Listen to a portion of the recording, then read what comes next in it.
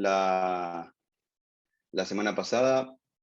Espero que les haya gustado, que les haya servido, que les haya dejado reflexionando y que se hayan nutrido de una muy buena información y única de la fuente en la que viene, ¿no? Para los que entraron aquí por primera vez, espero que hayan visto grabada la primera parte para poder estar alineados a lo que va a ser el día de hoy. El Sifu maestro Donald Mack desde Hong Kong dio toda la primera parte de introducción de la filosofía I-Ching hace una semana atrás, y hoy lo que va a haber es terminar de redondear los conceptos, responder algunas preguntas. Hasta se me ocurre ahora, bueno, de paso presento Federico Casagrande, director de Tao, que está ahí conectado, manejando todo. Nuestro intérprete de lujo, nuestro profesor de lujo de filosofía, Sebastián Ortiz, que está ahí también, que el otro día hizo un trabajo enorme, resumiendo y diciendo las palabras justas. Gracias, Seba. Pero se me ocurre, chicos, de que quizá antes de que el Sifu arranque podemos dar 2-3 minutitos si a alguien le quedó alguna pregunta de todo lo que vimos la otra vez, si les parece. Y después ya arranca el maestro. Ahora se lo decimos a Donald. Pero bueno, hoy lo que vamos a ver es, aparte de redondear los conceptos, vamos a introducirnos en cómo se puede aplicar toda esta teoría en el día a día cotidiano nuestro, por lo menos de una vida como la que tenemos acá en el lado occidental del planeta, ¿no? El propósito de esta masterclass, o el propósito de Tao en sí, que ahora voy a hablar un poquito de Tao. Tao es una academia de formación para coach ontológico profesional con avales europeos. En esta academia, fundada por mí como director, por Fede Casagrande como director, por Sandra Martín, que en unos minutos va a sumarse como directora, los tres venimos de 3 mundos totalmente diferentes de formación de coaching, y entre los 3 armamos a nuestra manera de ver la carrera ideal de cómo nos hubiese gustado a nosotros que nos formen, ¿no? Desde los 3 mundos diferentes. Armamos uno y se llama Tao. Y Tao, que en algún punto tiene algo que ver así como el camino, ¿no? Representa también una apertura a algo diferente a lo que existe en las escuelas de formación de coaching ontológico, y es que quisimos incluir o teñir un poquito de una filosofía milenaria, aún más antigua y en algunos puntos hasta quizás sabia, de la filosofía occidental, y es justamente la oriental. Entonces, en nuestra carrera, que justamente como es en el coaching ontológico, se trata de estudiar, aprender distinciones sobre el ser humano y las relaciones entre ellos, y el crecimiento personal y demás. O sea, es tanto estudiar el ser humano desde un lugar práctico, efectivo, de acción. En ese estudio, aprendizaje y observación del ser humano, nos creímos que sería bueno también tomar algunos conceptos de esta cultura que viene de mucho más tiempo, y que quizá nos abre puertas a distinciones nuevas que de este lado, viviendo de este lado y en nuestra cultura, no lo podemos ver. Por eso decidimos hacer una academia y una carrera que tenga este toque, quizá diferente, aparte de la formación, y desde ese lugar es donde nacen este tipo de masterclass, ¿sí? La primera jornada de masterclass dividida en 2, se nos ocurrió hacerla con el Sifu Donald Mack, quien es segunda generación de Ip Man. Ip Man es, algunos lo conocerán por sus películas y demás de artes marciales, uno de los pioneros en el Wing Chun. El Wing Chun es un arte marcial china. Ip Man fue, entre otros discípulos, grandes discípulos, uno de sus discípulos fue Bruce Lee, o sea, fue el maestro de Bruce Lee. En el linaje, como se habla en chino, ¿no? Maestro, abajo viene la línea de abajo, que son los aprendices de ese maestro y demás. El maestro Donald Mack está en una segunda generación, o sea que si hablamos de, como se habla allá en China, de familia, sería primo de Bruce Lee, ¿no? Porque el maestro, o sea, perdón, sobrino de Bruce Lee. Bruce Lee aprendió de Ip Man, el maestro de Donald aprendió de Ip Man, ¿sí? Y Donald aprendió de su maestro, lo cual, eso en un linaje familiar, como lo ven ellos, es algo así. Entonces, es mi maestro en Hong Kong. Yo hace unos años salí a buscar un maestro después de que perdí al mío por un gran evento neutro que fue un accidente automovilístico hace unos años atrás. Decidí ir a buscar un maestro, agarré mi mochila y me fui a la cuna. Y después de conocer a varios, elegí a él. Él me aceptó como su discípulo, fue su primer discípulo en América. Y ahora hay un montón más. De hecho, acá tenemos unos colegas, hermanos, como el Sifu Álvaro de Bogotá y algunos más. Ahí está la gente de México también. Y bueno, hay gente de Buenos Aires también, otros discípulos directos del maestro. Y se nos ocurrió hablar con él para ver si él nos podía armar una clase, y obviamente que se súper copó y se puso a disposición, porque él también es un fanático de abrir culturas y de abrir el mundo. Es un hombre que ahora ya algunos lo escucharon, lo conocieron, pero es un hombre de muchísima humildad, ¿sí? Y con un conocimiento y una sabiduría enorme. Así que gran profesional, un gran maestro, una gran persona, un gran ser humano. Para nosotros es un honor tenerlo y aprovecharlo. Y esta masterclass es gratuita, así que lo que quieres, más allá de todo lo que te lleves, quería hacer esta introducción para que también puedas tener un poquito de conocimiento del valor agregado que tiene por de quién viene, ¿no? Para que tengas una idea, allá en China es martes a las 7 de la mañana. O sea que él está viviendo en el futuro, como todos los chinos, para nosotros, pero se despertó muy temprano y acomodó su agenda y demás para poder estar a las 2. Así que no quiero hablar más, los quiero dejar con él y con Seba. Obviamente Seba acá con Fede, y en un segundo se suma Sandra, te vamos a estar apoyando para lo que necesites en la interpretación. No creo que nos necesites mucho porque lo hace muy bien. Y si les parece, chicos, abrimos este espacio de preguntas. Le voy a decir al Sifu eso. Sifu, are you listening? Yes, Okay. I'm here. The thing, we will take a few minutes in the start because maybe somebody have any question for the first masterclass. So then that question, we will start with this masterclass today. Are you okay? Okay. Yes, sure. Okay. If you agree, so we can start. ¿Alguien tiene alguna pregunta? Seba, ¿querés decir algo? No. Fede, ¿estamos bien? No, de mi parte, bueno, agradecer esta oportunidad de estar aprendiendo y traduciendo a la vez. La verdad que es para mí un gran aprendizaje de los dos sentidos. Dejo el espacio, no sé si Fede quieres decir algo, y si no podemos empezar con las preguntas, si hay alguna. Comencemos. Gracias. Perdón, una cosita más antes. Quería agradecerle, el Sifu Donald tiene otros maestros que son alumnos de él en Europa, y tenemos acá algunos de Rumania, de Rusia, de todos lados. Thank you everybody from Europe, the Sifu Donald student that you are there online. Thank you for being here. Okay. Ok, empecemos entonces. Arranquemos. All right. So, ¿Alguien tiene alguna pregunta? ¿Hay alguna pregunta que les haya quedado de la clase anterior?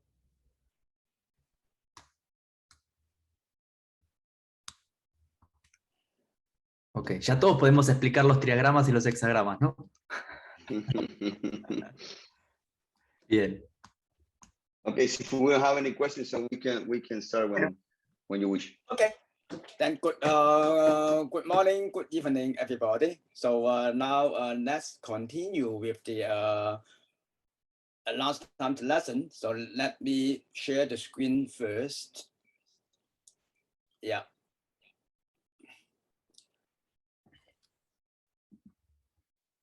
All right. Okay.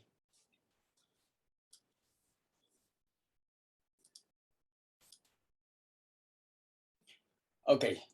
Yeah. So before we start, then let's recap a few points from the last lesson, which is quite important. That first point I want you to recap is about this I-Ching is the offers are for people. from 4 different period of time. 4 different period of time that over a few thousand years. We don't know why they can connect together, but they are these 4 people. First is the Fu Xi who made the 8 trigrams, and then 1,000, 2,000 years ago later, King Wen of the Zhou made a hexagram, and then his son Liu of Zhou made the 9 statements, and then Confucius, that who made this book, this canon from divination to philosophy. So he made the 10 wings, the 10 wings. Okay, that is the first point that I want to recap. Secondly, Donald, let me translate, let please. me translate a little bit. Esto es como un repaso de lo que vimos la clase pasada de cómo se compone el I-Ching. Recuerden que hubo 4 personajes. El primero de hace 3.000 años antes de Cristo aproximadamente, que es Fu Xi, que fue el que creó los hexagramas. Luego el rey Wen de la dinastía Zhou en China, que fue, recuerdan, la dinastía que duró casi 800 años, que fue una de las más largas, que creó los statements, que vendrían a ser como los significados de los hexagramas. Luego su hijo, el duque de Zhou, él es el que crea los statements, que son digamos, las explicaciones, las líneas de explicaciones de cada una de las líneas de los hexagramas. Y finalmente Confucio, aproximadamente 500 años antes de Cristo, él y sus aprendices lo que hacen es crear una especie de código, ¿sí?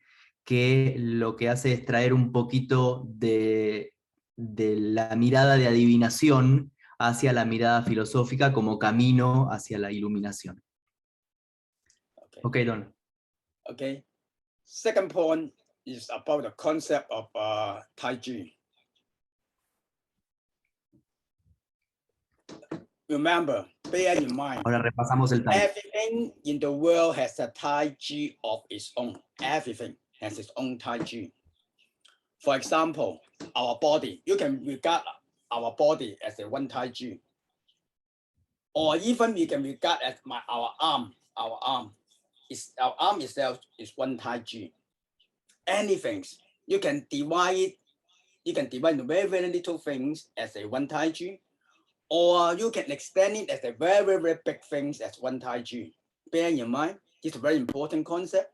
Everything in the world has a Tai Chi of its own. Ok.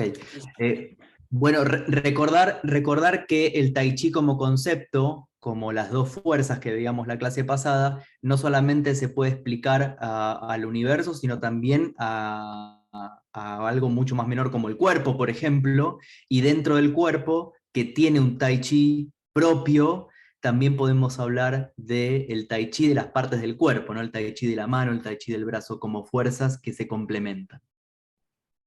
Y esto, ¿no? Once it has its Tai Chi of its own, then it has the characteristics of the yin and yang and the development of all these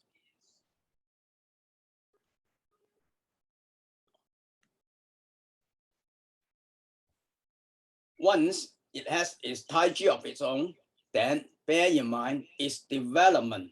Everything has these 6 principles of Yin-yang philosophy. Recordar también que el Tai Chi está en constante movimiento y transformación, y que de las fuerzas del Yin y el Yang relacionadas surgen estas características, ¿sí? que se refieren a la complementariedad de las fuerzas, a la oposición de las fuerzas y al nuevo balance que viene luego de que el sistema se desbalancea. ¿Sí? Recordamos, las fuerzas eran la codependencia, el entrelazado, la interfertilidad, la interconexión, la transformación y algo así como el sube y baja, ¿sí? Incrementar y decrementar. Okay, For example, just a very quick example. For example, just now I said the arm, it can also be a Tai Chi. So now Tai Chi, that when a palm facing up is yang. Yes, the philosophy yin-yang interfertility. When it go to the yang, go to its end, then it will go back to the yin. All right. So without our palm turn to the extreme right, my right arm, it can't go to the yin. Por ejemplo, explica en el caso de la interfertility, this yin-yang interfertility. Por ejemplo, sorry, I gave an example like the water. Yeah, the arm also a Tai Chi. It has these principles. Yeah. Okay.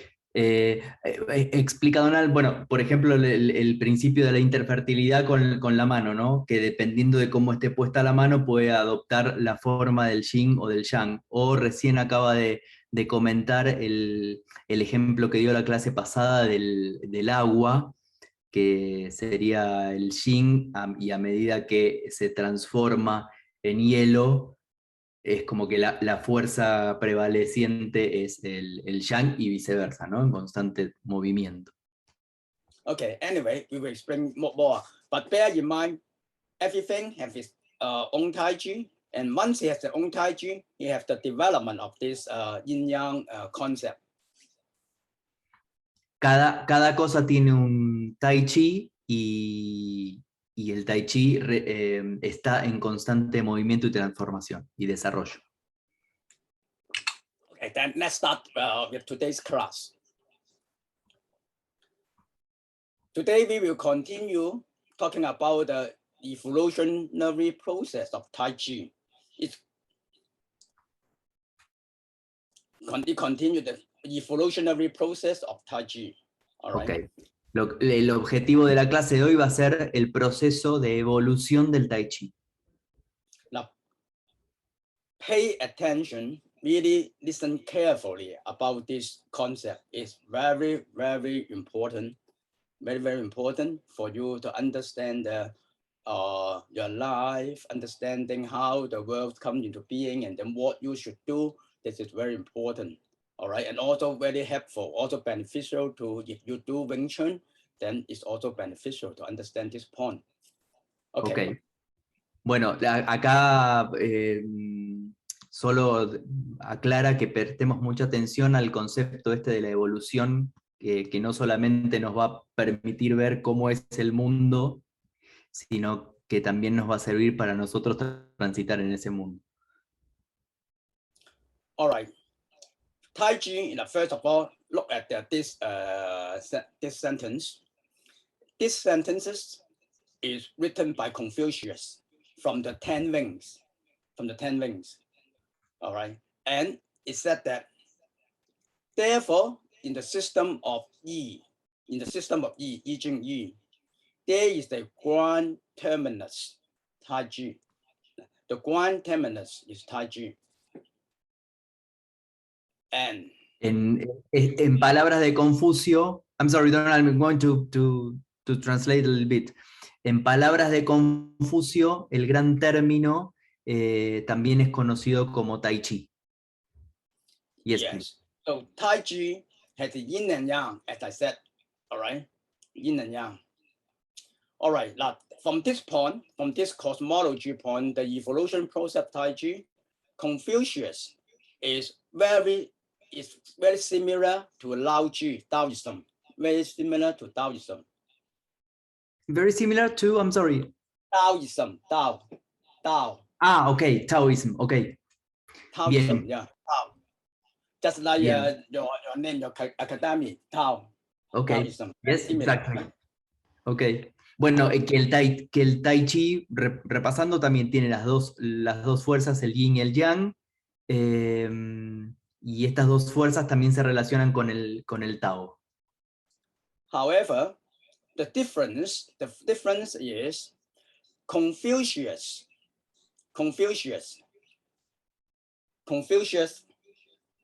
did not mention, they did say the Greek terminus, the Tai Chi, the Greek terminus. As I said, Tai Chi, Tai means very, very big, grind, very good grind.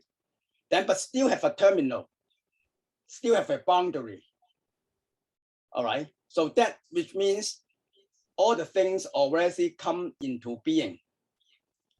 Before that, who produced this Tai Chi? Confucius did not mention. Lao Tzu, he mentioned that it is Tao. It is Tao. Or we say it's Wu Ji. From the Western point of view, they say maybe it's the God. The God created the universe. Lao Tzu say the Tao or Wu Ji. At that point, Confucius did not say, it just say coming that in the system of Yi, there's a Greek terminus, just a Tai Chi. Before that, who created Tai Chi? Confucius or I-Ching did not mention. Lao Tzu, the Taoism, it mentioned is Tao, it calls Tao. Okay. Or in the Western point of view, is the God. Whoever you name it, whatever you name it, we just think it as a superpower at this point because we are not religion. So we just name it superpower, make this world before that. All right. A ver, el Tai Chi, que no lo menciona Confucio, es creado por un dios que no tiene la connotación religiosa, ¿no? Un dios como energía súper poderosa o de sobrepoder, que es el que crea el Tai Chi. So, I'm sorry, Donald. So, this concept of superpower is the one that creates the Tai Chi. Did I get it right? Yes. Okay. Yes. So, I mean, because we don't know what it is. From the Western point of view is the God. From the Chinese, maybe you may say Tao or Wu Ji. Wu Ji is non-being, nothing come into something. So this is something philosophical. So we don't know that. But from the point of talking about the process, the evolutionary process of Tai Chi, we just name it as a kind of superpower. We don't know what kind of power it is. Ok. Bien, entonces cuando no podemos decir de dónde vienen las cosas o del origen, siempre terminamos en algo que tenga que ver con la palabra Dios, en Occidente, o en el caso de Oriente, el Tao. But I just want to indicate that at that time, when Confucius made this Yi Si Qi Chuan, this 10 wings, one of the articles from the 10 wings, they didn't mention what is above the Tai Chi, the grand terminus. No, it does not mention. Okay, Confucio. Want to make clear about that, yeah. Ok, Confucio, como decía antes, no menciona qué sería esto que está por afuera del Tai Chi, que de alguna manera lo crea. Okay, so from Lao Tzu, the Taoism, they will say Tao produces one. They say produces one. Tao produces one. So which means Tao is here, then is no good.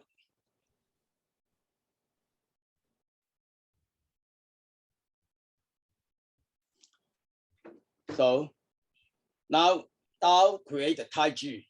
Now you can see the graphical presentation is just a grand terminus. It still have a boundary. That's a boundary, the Tai Chi. That is one. From Lao Tzu's point of view, Tao produces one. That is one. This is one. And from Confucius, it say it is a grand terminus, Tai Chi. Ok. Bien, ahí un poco la forma en que tanto Confucio como Lao Tse mencionan este origen, ¿no? El Tai Chi según Confucio y Lao Tse, el nombre que le da es el Tao. Okay, so then from this graphical circle, it become a 1-9, so it is Tai Chi. Okay, then look at the wording again. Which from Tai Chi, which produces two elementary forces, yin and yang. Del Tai Chi So, vienen las dos fuerzas elementales que ya habíamos visto, el yin y el yang. there's two elementary forces. This one solid line is and one and two broken line. This solid line, this solid line is yang. This solid line, this broken line is yin. So that's to say, Tai Chi produces two elementary forces, yin and yang.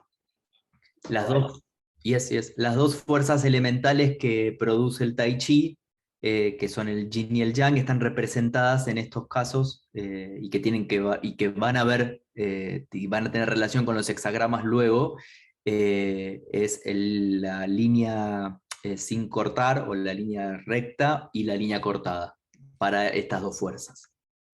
That is what Lao Tzu say, one produce two. That's what Lao Tzu say, one produce two. Two is yin and yang and yin, all right?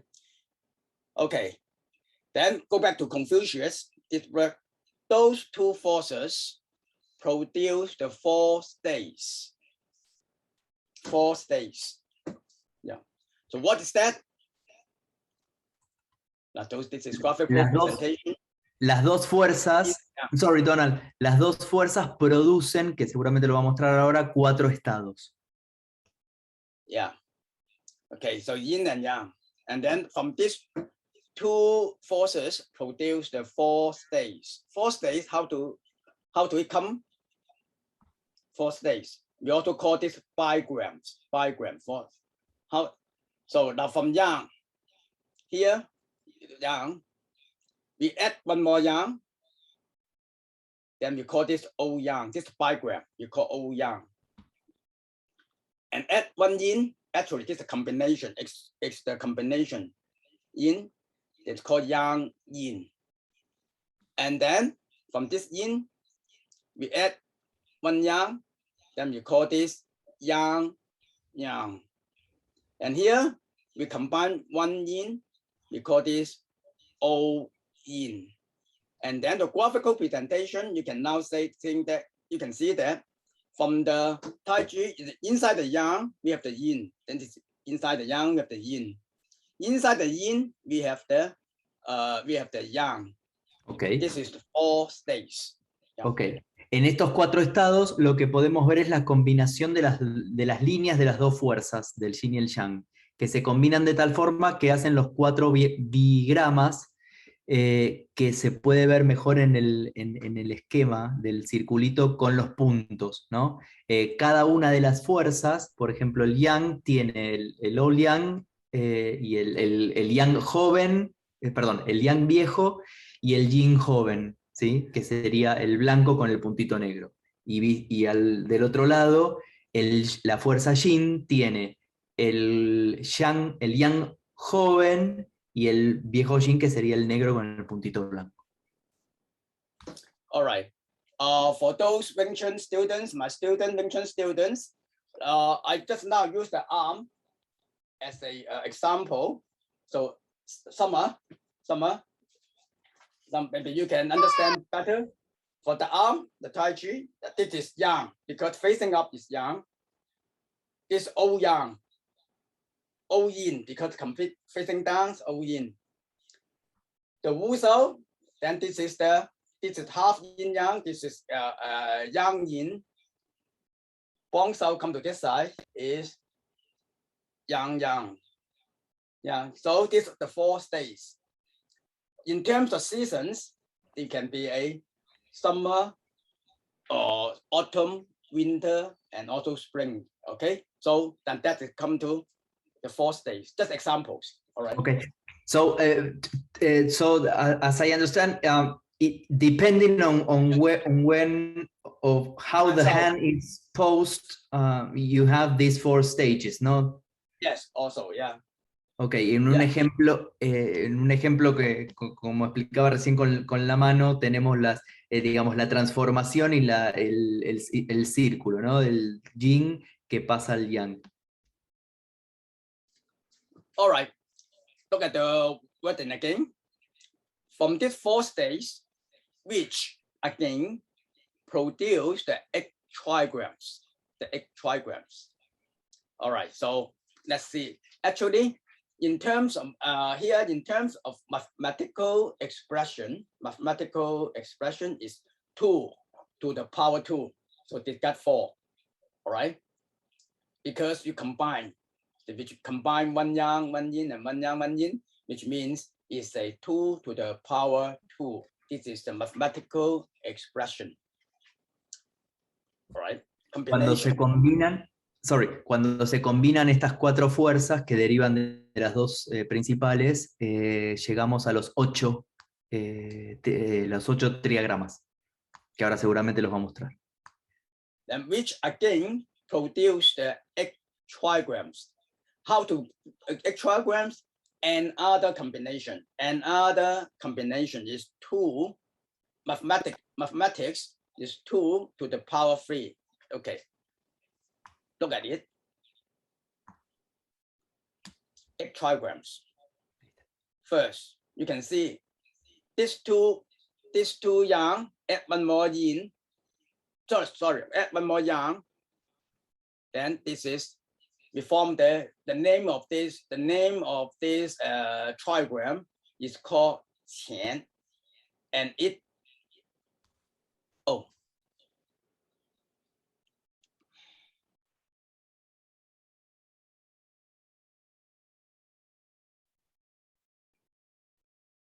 Bueno, ahí lo que está mostrando es cómo se van a combinar las líneas de las 4 fuerzas para, por ejemplo, en el primer caso se combinan las 2 líneas del yang viejo con una línea del yin joven y crean un triagrama que se llama, no me acuerdo cómo se pronuncia, Shen, could be the pronunciation of that? qian. Shen, que, okay. Qian. Que significa el cielo, ¿no? Which means heaven. Okay, well, maybe you can remember its attribute is haven. It means haven. Here, it means haven. You can remember haven. This 3 solid 9. This trigram its name is haven. Pronunciation qian. Meaning haven. Ahí tenemos el primer triagrama, como les decía antes, que con esa combinación de líneas significa el cielo. And then it add the yin. It becomes this. The name is dui. And it means the lake. All right. La segunda combinación crea el otro triagrama que significa el lago. Then let's look at the yang yin. From the yang yin, we combine one yang. We combine one more yang. From the yang yin, it's called Li. It means fire. La tercera combinación, que serían de la fuerza del yin joven, crea el diagrama o el triagrama que significa fuego. Now you can think the fire, fire outside is hot, but inside is not hot. So you can look at the graphical, the image. You look at the image. Outside is solid, it's hot. Inside is broken lines in, it's not hot. Okay, lo que the significa... fire, you can try. When you're a young boy, we just try to play with the fire. You go into the inside part, it's not hot. Outside is hot, inside is not hot. You can try with the candle. I tried it before. Okay. The risk of fire. Yeah. I don't know if I'm going to try, but... Yeah. Dice, bueno, acá un poco explicando, ¿no? El triagrama, que las líneas continuas representan algo así como lo caliente del fuego, pero adentro el fuego no es caliente. Dice que se puede probar con una vela, por ejemplo. All right. Then let's look at the Yang Yin one more. So the Yang Yin is at the combined with one more Yin-yang. It is called Zhen. It means thunder. La segunda combinación vendría a representar el trueno. Okay. And then now look at this part. The Yang-yang. It at the one more at the solid line. That is called Xun. It means the wind. Wind. Y ahora con las combinaciones de la fuerza Yin obtenemos el quinto triagrama, que significa el viento. All right. Then at the Yin here, you add the Yin. From the Yang-yang, you add the Yin. One more Yin combined, it is Kan. Kan. Kan. It means water. Water. De la sexta combinación tenemos el triagrama que significa el agua. So you can also see the characteristic of water. Outside is soft, it's formless. Like Bruce Lee saying that when you put into a square container, it's square. If the round container is round, outside is soft, but inside is hard, is solid. It can generate electricity. It can, break through it's very powerful inside. So this is a characteristic of water. Outside is soft, inside is hard, solid.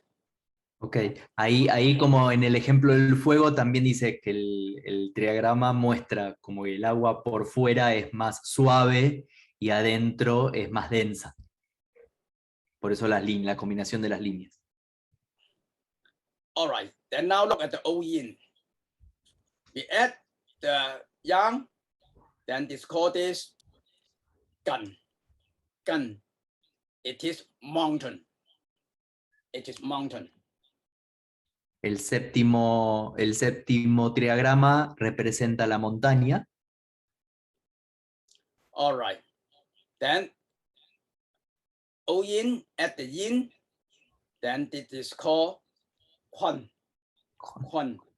It means the earth, all the earth in the world, in the earth. Y el octavo triagrama representaría la tierra. All right, so this is these 8 trigrams represent the 8 natural phenomenon in our earth. So the heaven, the earth, the lake, the fire, the thunder, the wind and water and mountain. That is, it's our surroundings. You can see all this around us. It's a natural phenomenon. That is from Fuxi make these 8 trigrams. And how this make it is developed, the process developed like this.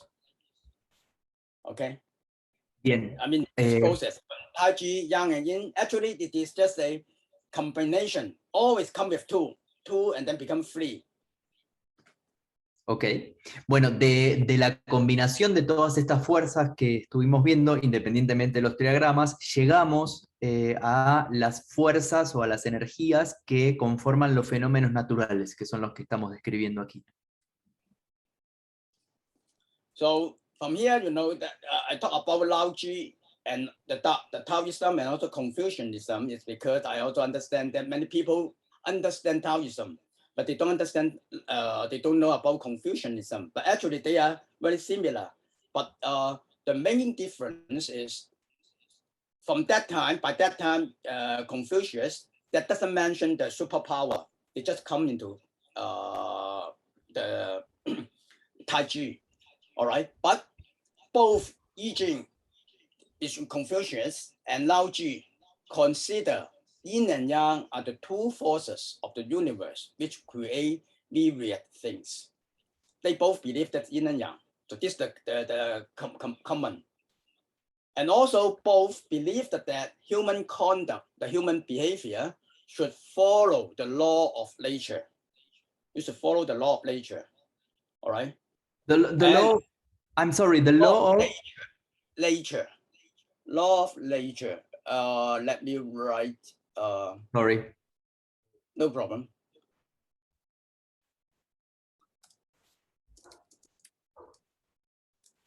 Nature.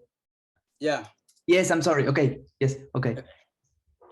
Entonces, bueno, ahí Donald vuelve un poquito con el tema de Confucio y Lao Tse, para refrescar un poco que en la misma época ambos hablan de las fuerzas del Tai Chi. Confucio habla del Tai Chi y de las fuerzas que emanan del Tai Chi hasta llegar a los fenómenos naturales. Lao Tse lo que hace es agregar el concepto del origen, que él lo llama Tao.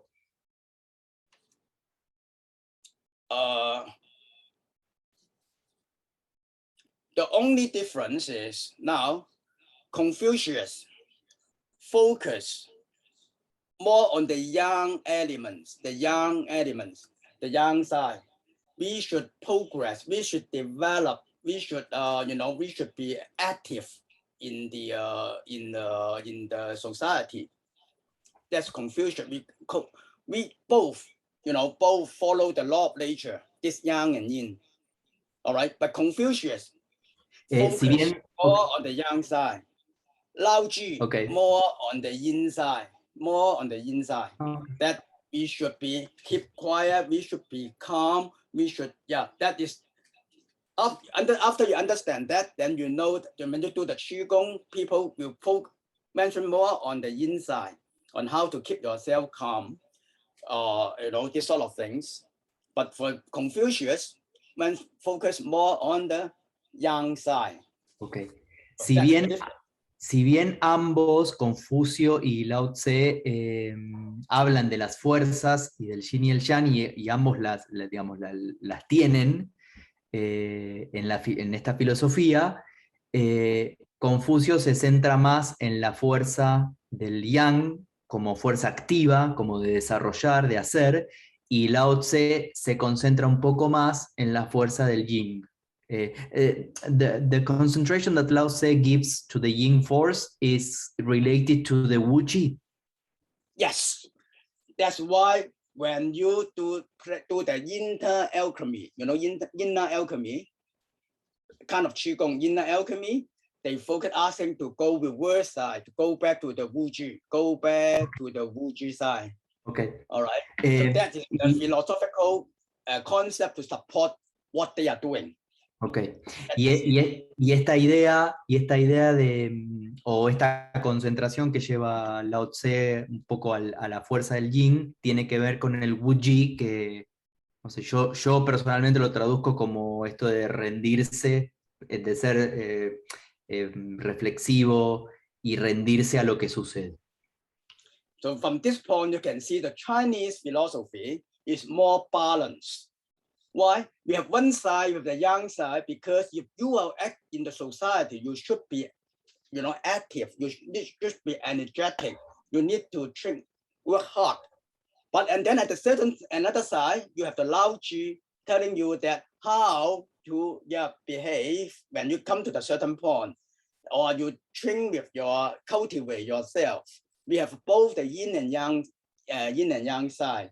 So from this point, you can also see maybe the difference between the Western philosophy and the Oriental philosophy.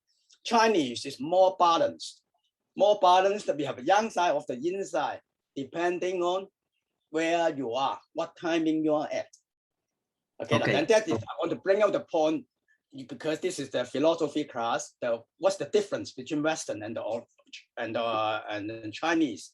And after understanding the origin, our concept about the Tai Chi, then you understand the concept why we make the difference. Okay. De esta relación de las fuerzas que comenta Donald,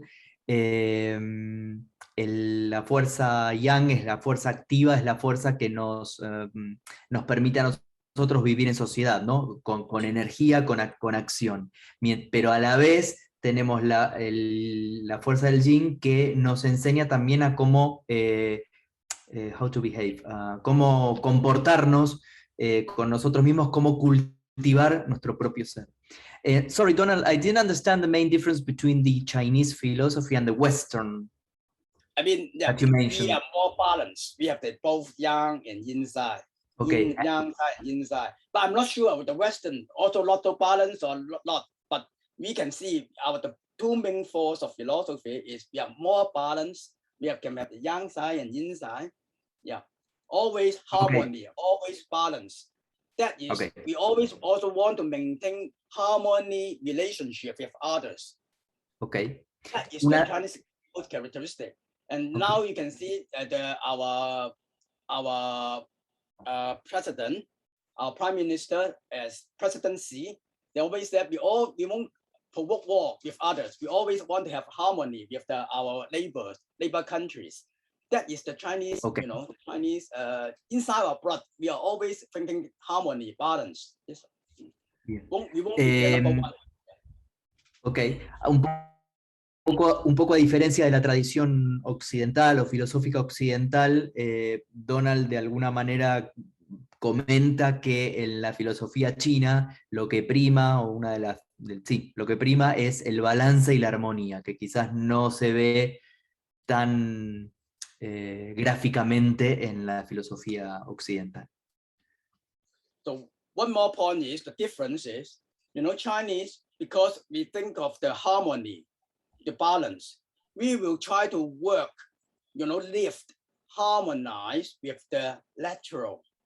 We won't try to conquer the lateral, you know, maybe from the Western, they try to explore what is the, you know, what's in the space.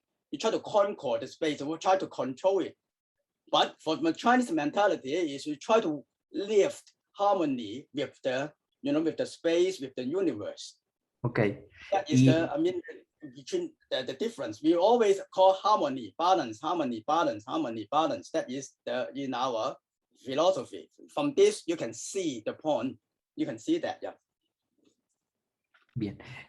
Bueno, de vuelta, en la filosofía china y oriental siempre está asignada por el balance y la armonía, y, por ejemplo, comenta que los occidentales, a través de su filosofía, y después, esto es mi agregado, después también de la ciencia, hay una cosa más que es el tema de conquistar, ¿no?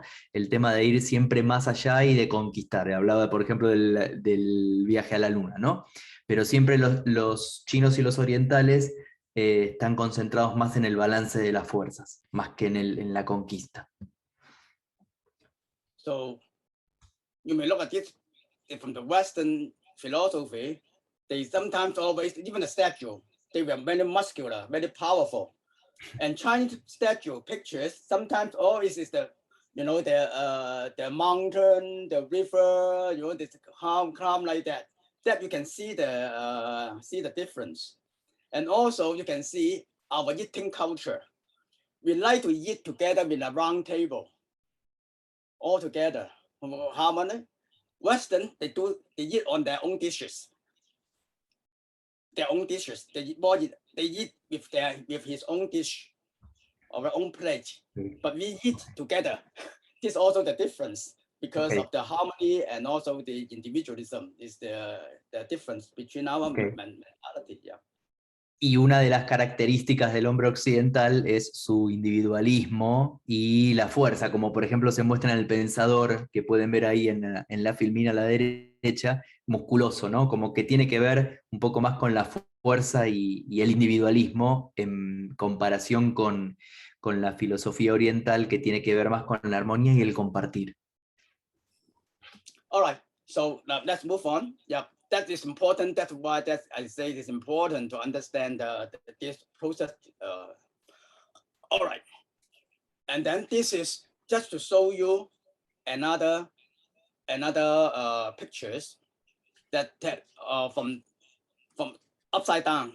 Just now is from top down. Now it's from back. Two elementary forces, or 4 states, 8 trigrams. All right. Este es el mismo esquema que mostró recién, pero dado vuelta, ¿sí? De la fuerza del Tai Chi se relevan los dos elementos, las dos fuerzas, los 4 estados y los 8 trigramas, con lo que representa cada uno, que son las fuerzas de la naturaleza.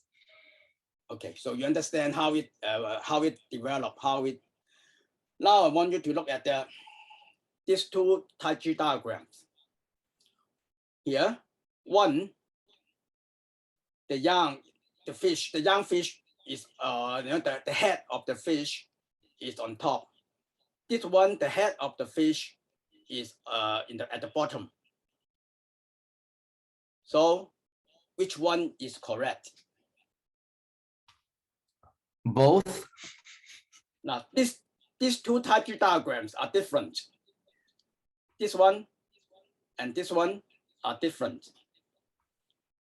The difference is just reverse. For the one on the left-hand side, the head of the fish, this is the fish, of the young is on the young fish is at the top, and this one is at the bottom. Yes.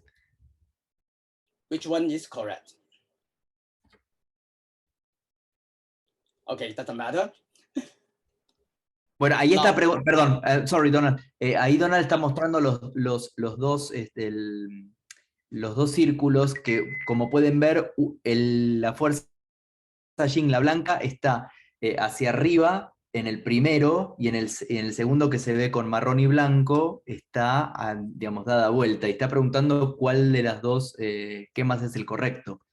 Is there an answer? No, now I'm going to give the answer. Now, because this brings out one very important concept that that you need to know about the very important concept. Let me explain to you this important concept. Okay. Now let's draw the. Okay. From here you can see these four states represent the spring here. The spring is on the left-hand side. The summer is on top, and autumn is here, and winter is here. Okay, one moment, please. Right. Ahí lo que está mostrando es, por ejemplo, en el cuadrante que hizo, la procesión de las estaciones, siendo que el verano es el que está arriba, el invierno abajo, y en los laterales los equinoccios, o la primavera y el otoño. In terms of direction, the four states, in terms of directions, the east is on the left, south on the top, west on the right-hand side, and north at the bottom.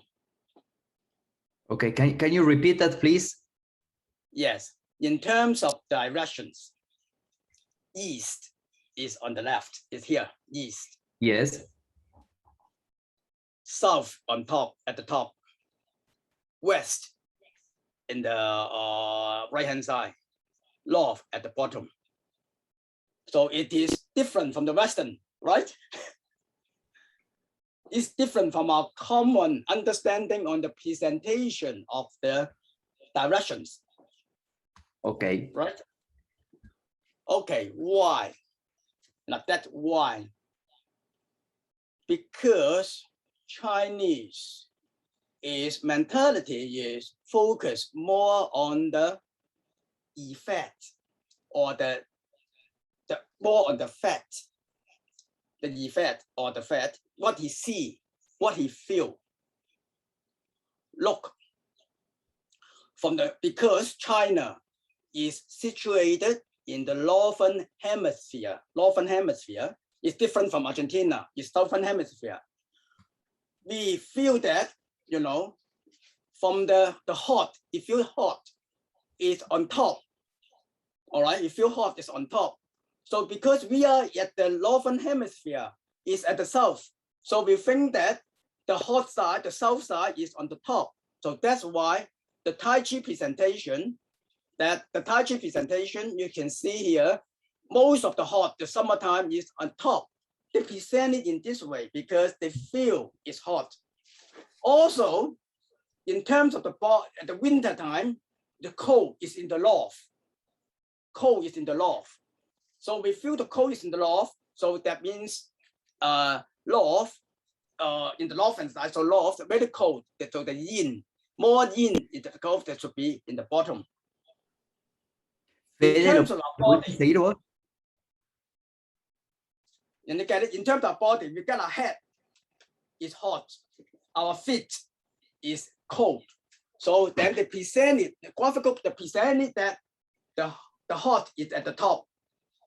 Okay. The cold is in the bottom. So we present it in this way. Of course, the law of the nature is the same, but the presentation, Chinese presentation, is this way. We focus more on the effect than the reasoning. I mean, yeah. So when let me get it so that I can yeah, it's very, very different. Yeah. So many Western get wrong about the Tai Chi diagram, the presentation. The original we present it in this way. Okay, so that let me get it. So that position that you're showing represents like on top we have the hot part. Yes. And on the bottom we have the cold. Yes. Okay. Yes. And that's because China is. I didn't understand where China is positioned. Northern hemisphere. Northern, above the equator. Above the equator. Okay. So above the equator. Okay. That means south. South down is hot. Okay. Okay. Bueno, ahí. Yeah. Okay, let me get an idea. Southern hemisphere, and below, like Argentina. Argentina is the other way around. Okay. But China is above the equator. Okay. Bueno, ahí explica, fue un poco largo, pero yo también tenía que entender. Ahí el símbolo, la fuerza del yang está posicionada de tal forma que en la parte de arriba lo que se puede ver es, porque los chinos pensaban que arriba estaba el calor y abajo está el frío, ¿sí? Entonces, en el Fede, si entendiste otra cosa, por favor, si en la posición que ocupa China, ¿sí? Ellos veían que el calor estaba en el norte y el frío estaba en el sur. ¿Por ahí fue? Me parece que es al revés. Fíjate que dice Summer, South, Winter, North. Claro, el calor arriba. Ok.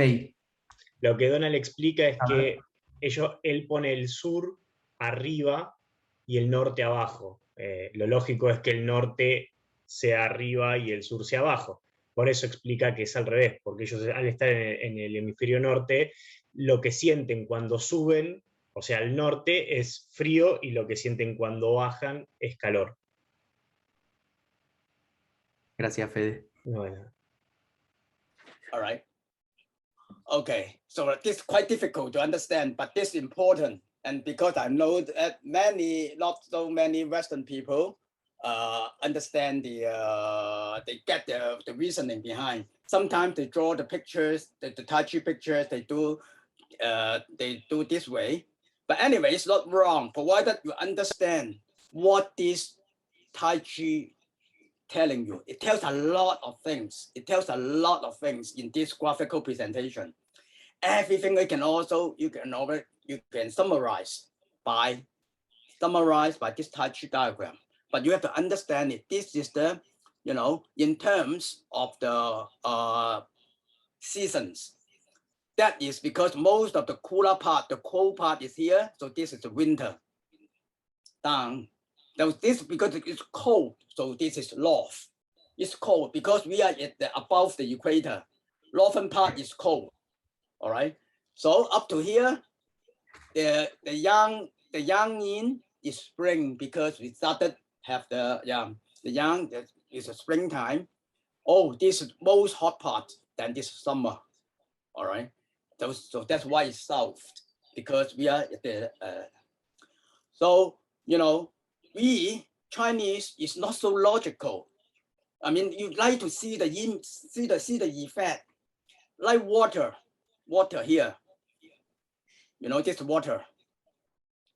We never present water as 2 hydrogen, 1 oxygen. H2O is, you know, it is water in Western.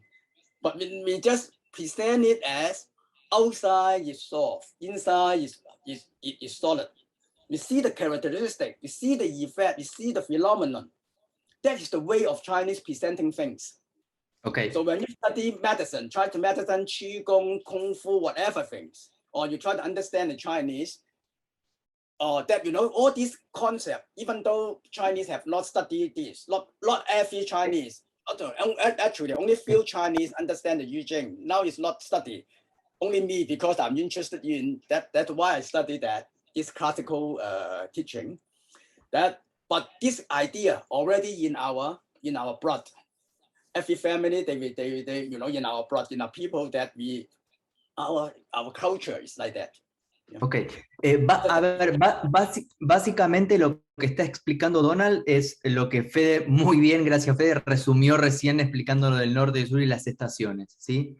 Y lo que decía recién, por ejemplo, con referencia al triagrama del agua, y comparándolo también un poco con los occidentales, que los occidentales es como la forma de mirar que tienen, ¿no? Que ellos hablan de el agua, el símbolo del agua se va a los átomos, por ejemplo, al hidrógeno y al oxígeno. Y acá la forma que tienen de ver los orientales es con referencia a las fuerzas que componen ese fenómeno natural que se llama agua. Lo suave digamos, por afuera y lo denso por adentro. Ok, Donald. Okay, I think that is the most difficult part of the lecture now. I think I can make a break for maybe 5 minutes, 10 minutes for them to ask questions before we go on, because the rest is not that difficult to understand. It's just kind of descriptive. Ask any questions about these two slides. Very important, really very important. Not many people understand this sort of development. Yeah, so understand it, then we help you. If you want to study the Chinese culture, it's very anything that you will help. Como lo que viene es un poco más fácil que esto que acaba de explicar, según sus palabras, quiere parar 5 minutos para ver si hay alguna pregunta de estos slides que acabamos de ver, de alguno de ustedes. Algo que no haya quedado claro o lo que sea, que quieran preguntar.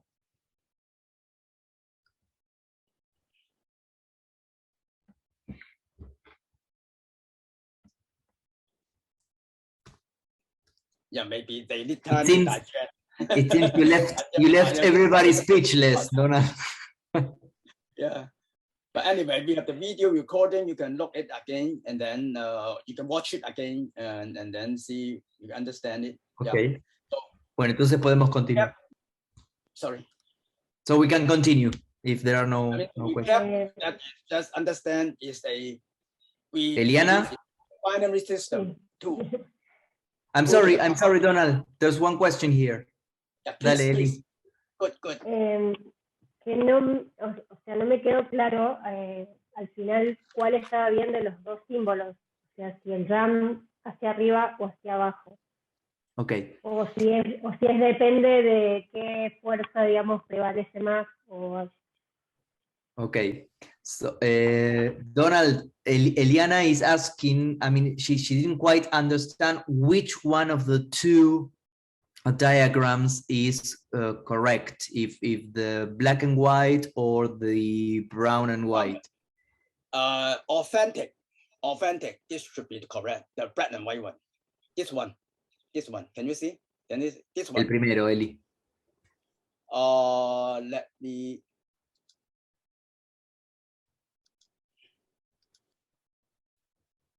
This one is authentic. El auténtico es ese. If people saw this one, ask him whether they understand what is inside, what they want to present, or just a graphical pictures. If they just like a logo or graphical pictures, then well, it's up to them because you can just say design. But if you really want to present the meaning inside, this one, you know, this Okay. one is the authentic and correct one. Bueno, You know? es el primero, el blanco y negro. Compass, the compass, you know, is pointing to the north, should be, right? Compass, you know, compass. Yes, la brújula. You know, compass. Chinese saying that is pointing to the south, pointing to the south meter. They Okay, are not pointing to the north. But you know that it's pointing to the north, but we say it's pointing to the south because the north to us is here, is on top. Ok, para los chinos dice Donald que la brújula, aunque ellos saben que está marcando el norte, ellos dicen que está marcando el sur y que tiene relación con el gráfico este que está presentando acá, ¿no? El blanco y negro y que tiene que ver con que la parte de arriba está hacia el sur, porque hacia el sur está el calor y hacia el norte está el frío, para los chinos. Yes, so you know the needle of the you know, the pointing to the south, the compass, the needle of the compass is pointing to the north, but our translation is pointing to the south needle. Okay, because it has to be in relation with the type.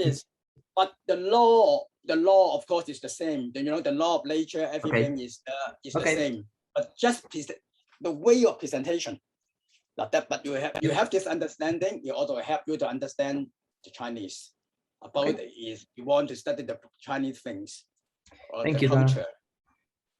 All right, then we move on. ¿Alguna otra pregunta? Por favor, abran micrófono y pregunten. Okay, then we move on. Si no, continuamos. Now, that is very quick. Now it's very quick because it's simple. The nines, we already talked about. The nines are two lateral forces in the universe, yin and yang, which determine the development of myriad things that I've explained already. Why it determines the development of the myriad things. Just now is the combination, adding, combine combination. And yin is broken line, yang is solid line. Through the interplay of these two forces, yin and yang, all things are produced. Clear? Ok, ahí es como repaso de recuerden de las líneas quebradas para el yin, la línea sólida para el yang, y a través de la combinación de ambas sucede todo. Yeah, this simple already explained it a lot of time. Then come to the trigrams, you already know how it produced it. But I want you to, for these trigram configurations, I want you to know its particular attributes. I want particular attributes. These particular attributes are. Excuse me, Sifu, just for note, we are in an hour and 15 that we started, so we have only 45 minutes, okay? Just for note. How many minutes? 45? Yes, very quick. After that, it's very quick. Yeah. Okay. After that, very fast because the most difficult part we already gone through. Yeah, I suppose so. All right. Thank you. So here now, with the 8 trigrams, you know the 8 trigrams, but I want you to notice 8 trigrams, this 8 lateral phenomenon, heaven, earth, and also water, fire, sort of things. What does it represent in the human world to describe as a person? What does this 8 trigrams to be used in the human world to describe a person? You got me? So maybe we go through the point. Haven. So Haven. where are we going to see now? Yeah, we're going to see now, one by one. We are going to see Haven. What is the human? I mean, the Sorry, human Donald. world. Sorry, Donald. Ahora lo que nos va a mostrar Donald es los triagramas, los 8 triagramas que vimos recién en el esquema de las fuerzas del Yin y el Yang. Yes, go on, please. Now, so Haven is represent a person is strong, active, creative, dynamic, productive, and energetic. Like the Haven, because the Haven is develop the world. Where this is, I mean, just have this idea. You can refer back to this slide, but you don't understand that each trigrams relate to the human in the human world, how to describe the description of person. So when you look at the book, when you find the book of talking about when you do the divination, oh, you are the Haven, then you know talking about something strong, active, creative, dynamic, productive. But just understand this. I was going to present it, and you can refer back later. I mean, if you forget it, refer back. Ahí importante. Sorry, importante tener en cuenta acá que todos los triagramas que representan una fuerza de la naturaleza tienen relación con ciertas características que pueden aplicarse al ser humano. Por ejemplo, el cielo tiene las características de ser fuerte, activo, creativo, dinámico, productivo y energético. All right. It is delighted and pleasing, happy, joyous. Delighted and pleasing. El lago es alegre, encantador, complaciente. Fire. What is fire? Bright, clear, and understanding. El fuego es brillante, claro y que comprende, comprensivo. Jun, thunder. It is powerful, authoritative, dignified, active, and moving. You know, the thundering. Yes. El trueno es poderoso, autoritario, digno, activo y que está siempre en movimiento. You know, this all describe a person's character and conduct. The character and conduct describe a person. All right. Esto también, todo esto que estamos viendo, como les decía antes, representa la conducta de una persona también. Se puede aplicar a la conducta de una persona. Okay, wind means gentle, penetrating. You know, wind can penetrate to everything. Penetrating, flexible, and obedient. El viento es gentil, que penetra, flexible y obediente. Water is dangerous. Water is dangerous because why and difficult. When you look at the book, I mean the I-Ching, when you talk about when you get the trigram as kind water, then you think this is a dangerous situation because in the old days to cross the river, always water is more dangerous than a mountain. Okay. That's always that. Water is more dangerous than a mountain. Yeah. So that's why water, yeah, dangerous. El agua que representa lo peligroso y lo difícil, ¿no? Que ahí recordaba lo que dijo en la otra clase, que en los tiempos donde se escribió el I-Ching, el agua era más peligrosa que cruzar un río, por ejemplo, era mucho más peligroso que cruzar una montaña. Mountain. Because mountain is stable, still steady, and restricted.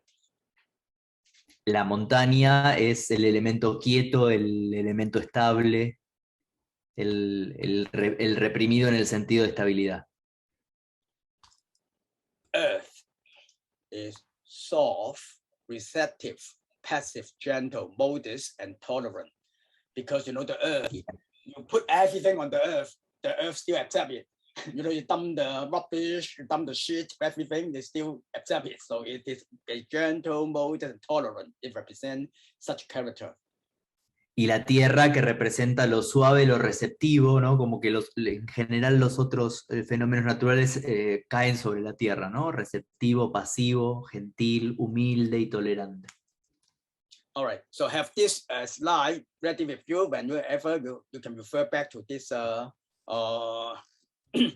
this slide. This is useful for the guideline for you understand the how each trigram to describe in terms of the person's character and conduct. All right. Esto para tener en cuenta lo que significa cada diagrama para que después cuando se combinen, qué es lo que significa cada hexagrama. All right, then we move on. About 64 hexagrams. So the 64 hexagram is that because if you use only the trigram to describe the complexity of the human world, it's inadequate. It's inadequate to describe the human worlds.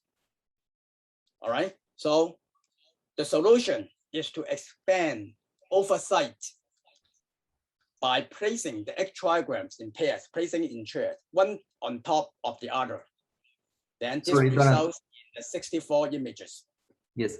Esto para recordar que usar solamente los 8 triagramas que acabamos de ver parecería que no basta para explicar la complejidad del mundo. Por lo tanto, se usa más la combinación de los triagramas, perdón, de los triagramas para formar los 64 hexagramas. Yes, all right. Example, on top, the upper trigram, upper we call top, or that now we know the trigram, the heaven, the lake, the fire, the thunder, the wind, water, mountain, earth. Here, vertical line, the column also the same. Okay, then we combine on one upper trigram, lower trigram. Then make an example here. 同人 means fellowship. 同人 fellowship. Upper trigram is the heaven. Lower trigram is the fire. Okay, then this is the 同人 that combine this. So 8 times 8, it means 64. It's one on top of the other. They come to the 64 hexagrams to describe this human world, the complexity of the human world. Okay. You can further combine, become 264 times 64, then more. You can further combine and combine, but our ancestor just stopped at 64. We found it is already enough to describe all our human world, and also it make the divination, it cover everything. Okay. That is the idea. Entonces, para recordar, dentro de los 64 hexagramas, Donald está dando un ejemplo de lo que sería, digamos, la amistad, de fellowship, que es la combinación de los 2 triagramas que tienen que ver. Recordemos que los triagramas se leen de abajo hacia arriba, ¿no? En la parte de abajo aparece el fuego y en la parte de arriba del hexagrama el cielo. All right, so another example, 大有 means great possession. Great possession, upper trigram is the fire, and then lower trigram is the heaven. All right, so then that is the, all right, so this is another one. Y si damos vuelta lo que dijimos recién, si el fuego está arriba y el cielo está abajo, lo que significa es la great possession. Great possession. Own something, possession, yeah. La posesión, lo que poseemos. All right, then now this is also one very important concept to study the I-Ching, 9 and position. Now this is also very important, so pay attention to that. Otra de las cosas que es importante dentro de los hexagramas es no solamente el tipo de las líneas, sino la posición en la que están cada una de las líneas. Okay, because now first look at this hexagram. This hexagram is called Tai harmony. All right. So okay. Why we read it as harmony? Upper is the earth. The upper trigram is the earth. Lower trigram is the heaven. In reality, heaven should be above the earth. The heaven is to be above the earth. However, but for the purpose of harmony, you need an inverse relationship. If you're always on top, I am the leader, I'm the Lord, you don't go to the, the emperor, you're always on the top, you don't go down to the bottom, to the bottom to see the people, how they are living. There won't be harmony because you live on your own world. So that's why, for the purpose of harmony, we need an inverse relationship between the two. Then it will be desirable. So that's why this hexagram is meaning harmony, tranquility. Now, first look at this first, because it's very interesting. When in future, if you have such a chance, we can go through each 64 trigram. Then you study that is studying the I-Ching. Now it's an these two class is a introduction only. So this is harmony because the earth and the heaven on the bottom, it's the other way around, not the earth on the top, because for the purpose of harmony. Okay. Let me translate, please. Bueno, ahí un ejemplo de un hexagrama que significa la armonía, que la parte de abajo, el trigrama de la parte de abajo representa el cielo y el de la parte de arriba la tierra, y que precisamente, contrario a lo que nos podemos imaginar, que el cielo está arriba y la tierra está abajo, la armonía tiene que ver con invertir la ecuación para que exista. Esto es un poco la explicación de por qué en la posición el trigrama que significa el cielo está abajo del que significa tierra. All right. I just use this hexagram Tai as an example to explain 9 and position. All right. So 9 and position. So look at the, we call the Yang and Yin position. Yang and Yin position. Here. Sí, 1, 3, 5. We read from the bottom. It's initial 1, 2, 3, 4, 5, 6. 1, 3, 5. The odd number is Yang. Is Yang position. Odd number is the Yang position. And the even number 2, 4, 6 is the Yin position. Okay. En el hexagrama, las posiciones de las líneas, según los números que ocupan cada posición, representan una u otra fuerza, el yin y el yang. Por ejemplo, los números los números impares, el 1, el 3 y el 5, representan el yang, y los números impares, los pares, como el 2, el 4 y el 6, representan el yin. All right. So, we look at the hexagram. Each hexagram represents a situation. Any situation you can think of, a very big thing or very small things, is describe a situation. And it describes the development for different stages from the start, from the start to the top, to develop to the top. And each line, the development that represent the time, which means time and place. It represent that each hexagram represent a situation. It also represent from each line growing up the development for the situation at different time and different space. Okay. Or place. Let me translate that. En el orden del hexagrama, entonces, el de las líneas lo que representa es la situación en sí, el hexagrama, y el orden de las líneas representan la evolución de las diferentes situaciones de ese esquema. All right.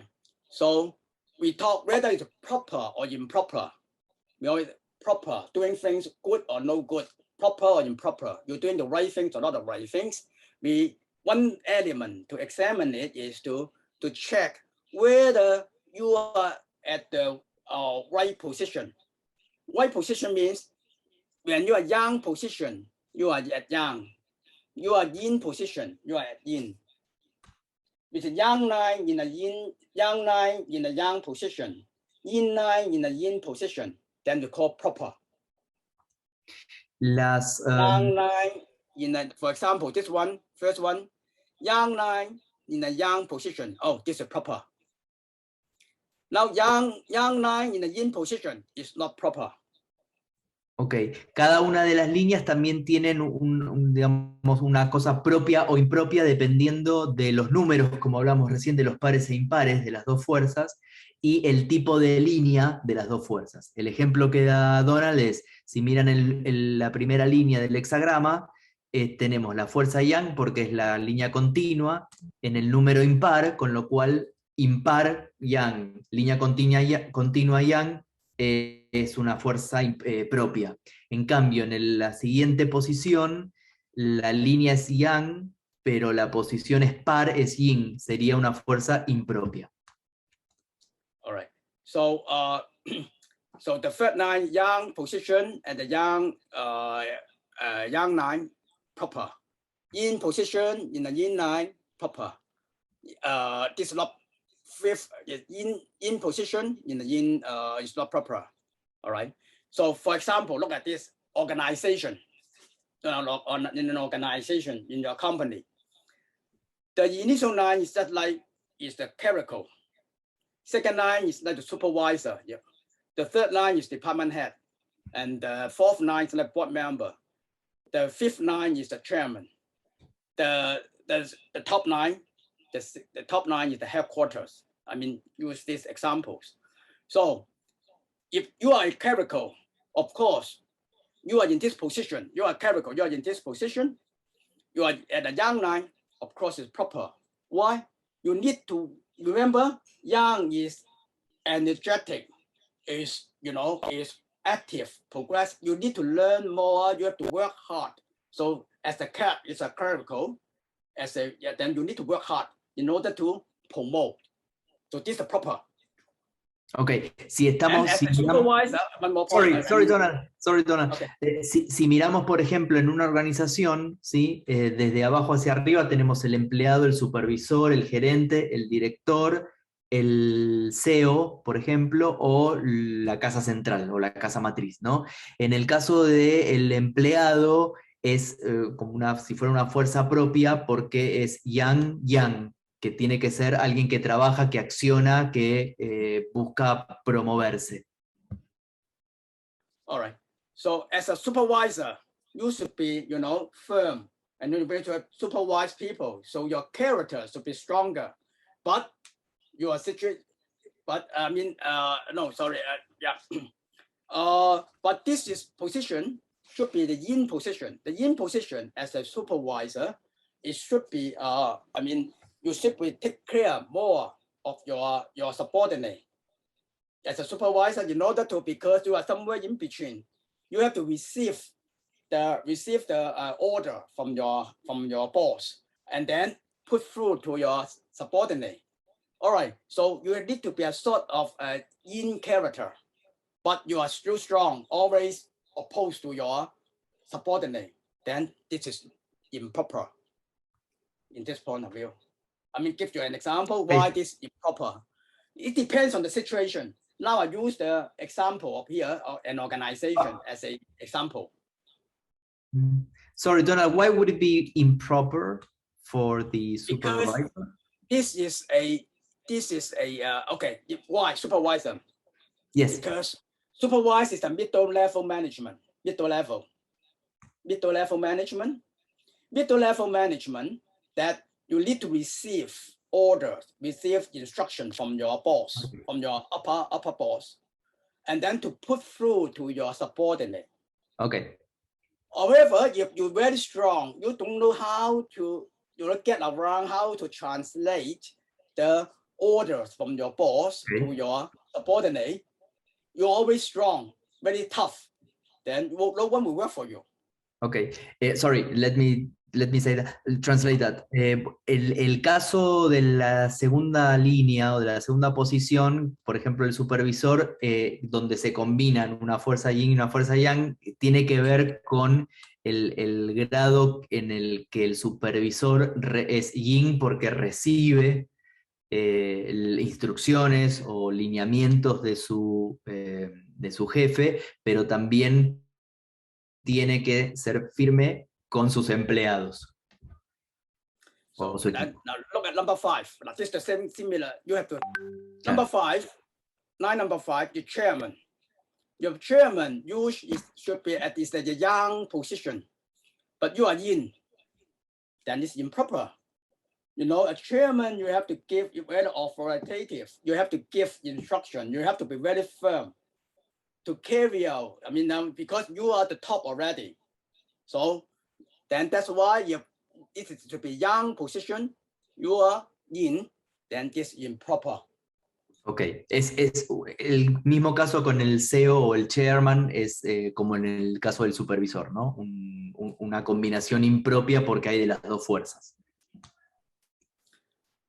Number 6, the top headquarters. You know, headquarters always just give instruction. They never be tough. They always ask the chairman to do things. If you know, the headquarters always give policy, make the policy, make the things, but they won't execute by himself.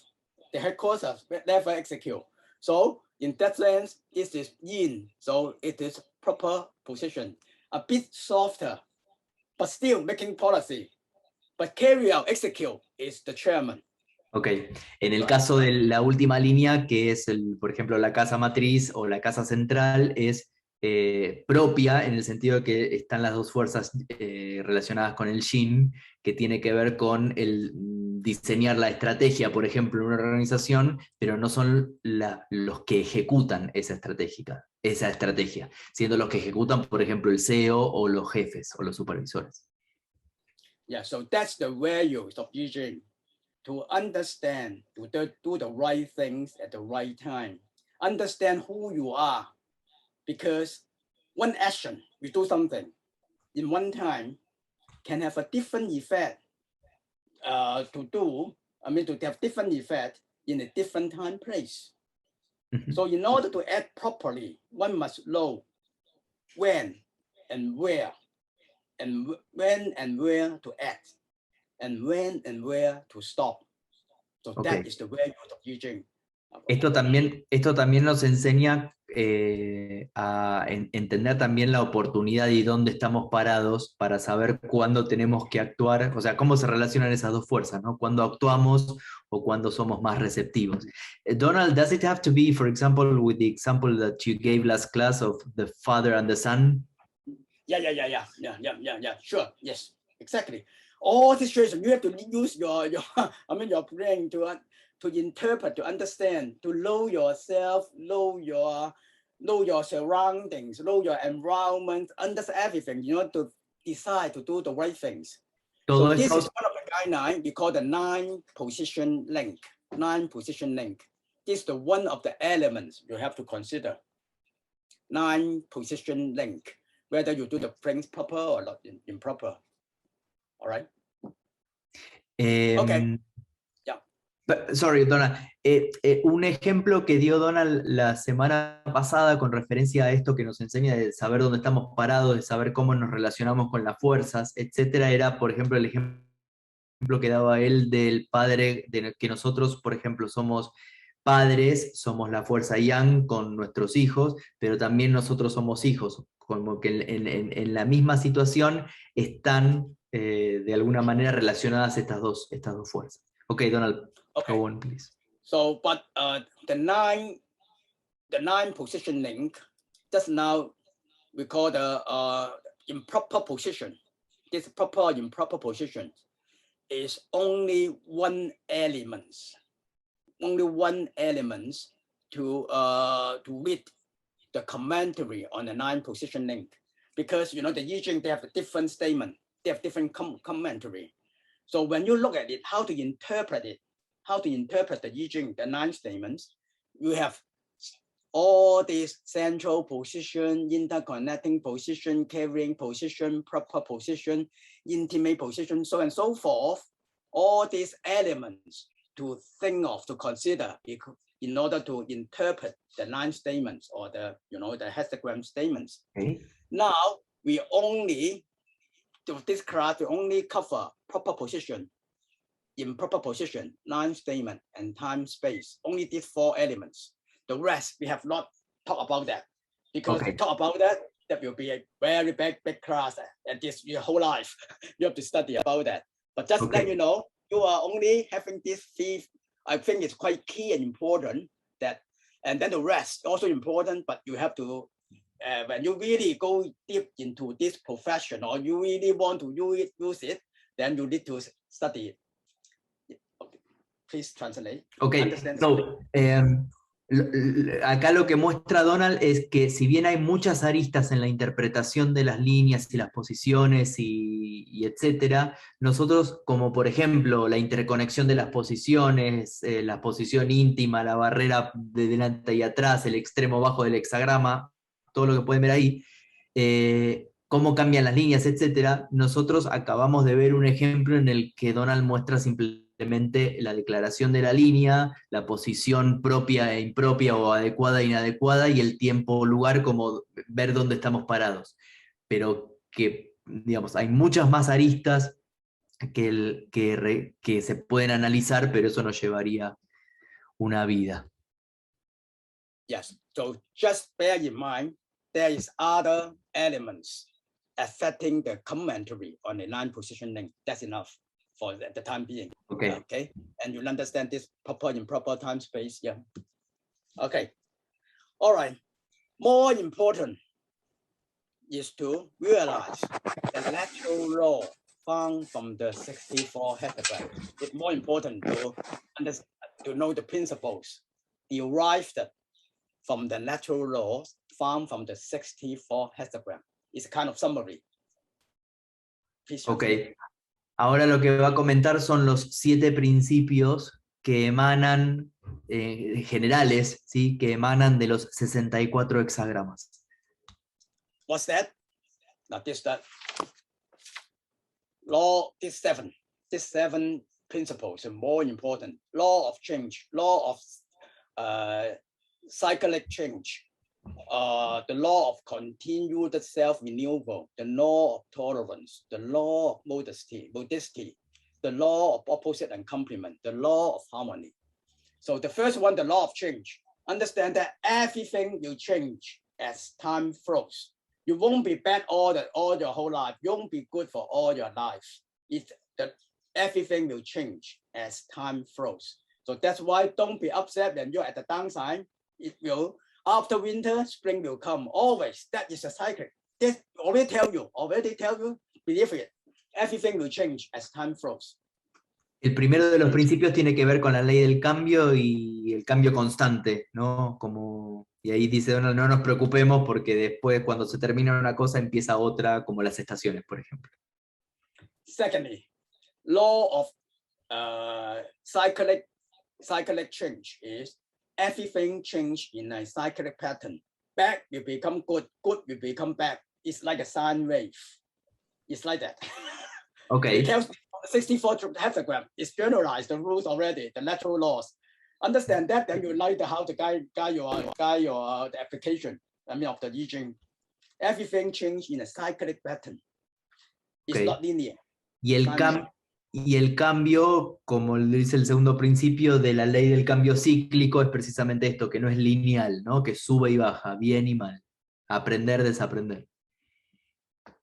All right, the third, the law of continuated self-renewal.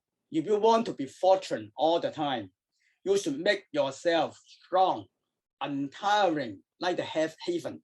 Because the haven, the Qin, is the best. It's like very strong, active, always work hard, always self-strengthening, always always better yourself. Then you will be fortunate for all the time. That is a superior man should do. So this is also the law. La ley de auto... Can you explain with... I'm sorry, can you say that again, please? Okay. The third law is continued self-renewal. Renewal means self-strengthening. Always self-strengthen, always self-motivated, always be strong. Then if you can be like that, you always be fortunate. Okay. You always be fortunate. And then it's also the guideline for a superior man, a good man, enlightened man. La tercera ley, que tiene que ver con la autorrenovación continua, tiene que ver con esto del renacer, ¿no? De estar motivado para lo que viene, y que en los ciclos del renacer y de la motivación entramos en el camino para llegar a ser el hombre, una especie de hombre superior. Okay. O mujer Number 4, superior. law of tolerance. You need to be, a superior man should be as tolerant as the earth, because the earth can nourish many other things, all right? And without receiving returns, you know, the earth just nourish all the things, but never ask for returns. So that is the law of tolerance. So if you can behave like this, you will be also fortunate. You don't have to ask, you don't have to do the divination. You always think of yourself, all right? Very selfish. Sorry, you can be benefit maybe for a short period of time, but for long term, you cannot be benefit. That is the law of tolerance. Otra de las cosas que nos van a acercar al camino de la excelencia y del hombre superior es la ley de la tolerancia, que tiene que ver y que está relacionada con la tierra, ¿no? En un aspecto como la tierra nutre, pero no pide nada a cambio, ¿sí? Un poco como relacionándolo con la tierra. Number 5, the law of modesty. The law of modesty, you know, the hexagram chain, I explained before, I mean, the last lesson, is considered the most fortunate situation among all the 64 hexagrams. Humble, you know, humble, that modesty is the most fortunate. You will win all the time if you are humble. But one thing that's important is, if you don't have such ability, you cannot call you a humble.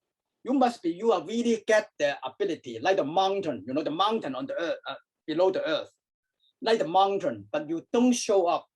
If you simply not on the mountain, then you say you just try or just, that is not humble.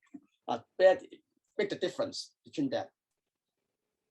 La ley de la modestia tiene que ver con, más que modestia, los que estamos en el ámbito del coaching lo llamamos la humildad, ¿no? El ser humilde, el estar abierto al aprendizaje. Y Donald dice que es una de las leyes más importantes de los 64 hexagramas, las que si la incorporamos es la que nos va a dar la fortuna. Okay, number 6, the law of opposite and complement. When I explained the Yin-yang principles, I've explained it already. Just you understand that all the relationship between things in the world are both contradictory and complementary. Just bear this in mind. Yeah. La ley de lo complementario y lo opuesto. La ley de lo complementario y de lo opuesto, que lo vimos en la clase pasada y lo repasamos hoy con la complementariedad y la oposición de las fuerzas del Tai Chi. Okay. Number 7, law of harmony. Now that is Chinese always mention about harmony, because we think that the basic relationship among all the things in nature is harmony. We have to work harmony with the natural nature. We have the harmony with people, harmony with the neighbor countries, whatsoever. That is our philosophy in mind. Law of harmony. All right. Any disharmony is a phenomenon in the adjustment process for an unbalanced situation to a balanced one harmony. So this is the law of harmony. Bueno, y finalmente la ley de la armonía, que tiene que ver con no solamente estar bien con uno mismo, sino estar en armonía con las relaciones, con las personas y hasta con los países. All right, so that is this I think it's more important. If you can uphold and you can behave like this law, then I think you must be fortunate. You don't have to look at you don't have to make the definition. All right. Okay. Okay. Si seguimos estas leyes, vamos a ser afortunados en la vida. Okay, Donald. Thank you. Yeah, we go on. Yeah. Okay, I can make it fast. Example. So now, just this gives you the idea, examples about the balance between the yin-yang concept, always have the balance between the whole and the, for example, the whole and the individual. The leader, as a leader, when you make a plan, you have to make the interest for the whole company. But you have to, through the individual, can achieve the individual's interest as well. So the relationship between the whole and the individual is kind of interdependent nature. You rely on each other. Remember the yin and yang concept, the yin-yang codependent. Please always think of like that. Balance in objective, the same. All right, supply and demand, all the market forces and government action, everything are the same. I don't explain, each of them because the time constraint, but understand always, please be aware that always have to get the harmony, the yin and yang concept, balance the objective, balance the things.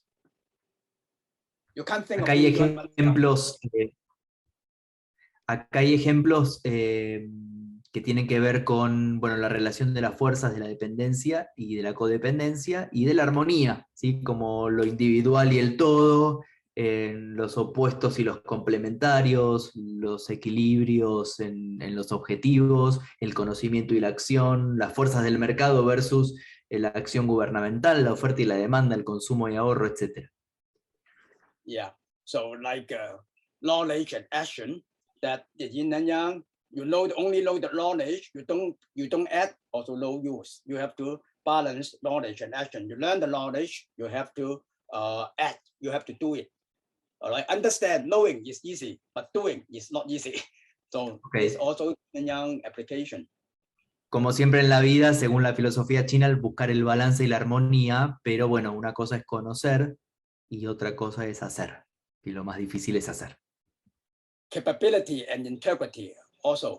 Capability and integrity also the same idea, where you're very capable, but if your integrity is no good, then you can use your capability to do some wrong things, to do some bad things. So you also get the balance. It's also the yin-yang concept. Bien. El balance, por ejemplo, se ve en una posición que no sería una buena posición, en el ejemplo de si no somos íntegros, si tenemos capacidades pero no somos íntegros, nuestras capacidades no estarían al servicio del camino, ¿no? All right, just think over these applications. Okay. We can apply to everything. Then we can go through, we move on. Yeah. I'm sorry, Donald, I don't know if there is much more, because... No, not much more. We'll finish 5 minutes, 5 minutes. Yeah. Because maybe there are some questions before the end of the class. I know. I'm controlling the time. Okay, we move on.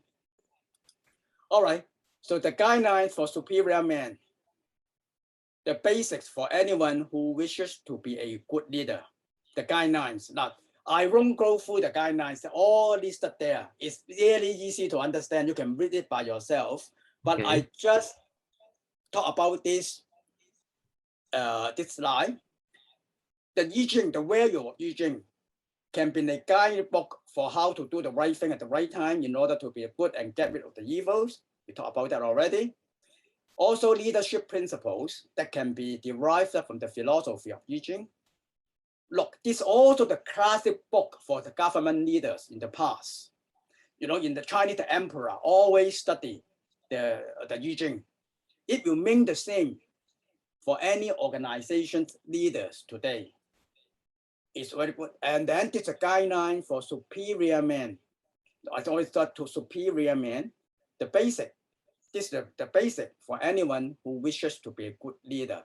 I have listed the guidelines. Please translate. The way of I-Ching has 4 areas. Ok, las 4 áreas que tienen que ver con los valores del I-Ching son, por ejemplo, los principios de liderazgo, ¿sí? Que derivan de la filosofía del I-Ching en el ejemplo del cuadrado verde.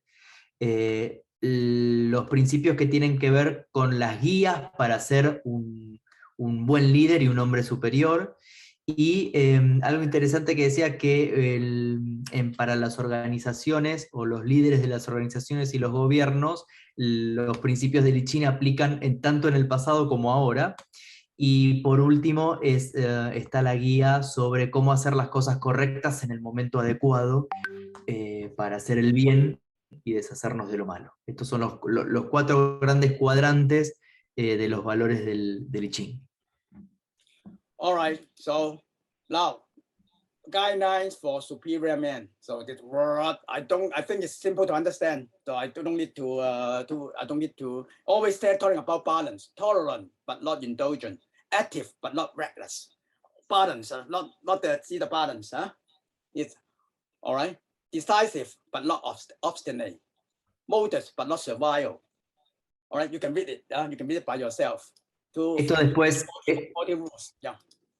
esto después en la presentación lo podemos leer, son aproximadamente unas 40 líneas, ¿sí? Pero que tiene que ver con esto de la armonía, ¿no? Como por ejemplo, exteriormente gentil y elegante, pero interiormente fuerte y vital. O tolerante, pero no permisivo. Bueno, esto es después para que cada uno lo pueda leer e ir aplicando. Yeah, you can see the guidelines always balance. You have to do that, but be careful not to go to another extreme. All right, you can see that. All right, so I don't go through it. I think this 40, you easy to understand it. Always understand that the I-Ching point of view will not ask you only do and to go to one extreme. Never. We must balance. All right, then that is you can be a superior man. These are principles for the young. All right, calm and cautious. All right. All right. I think I finished the presentation. And any questions? Yeah. Thank you, Donald.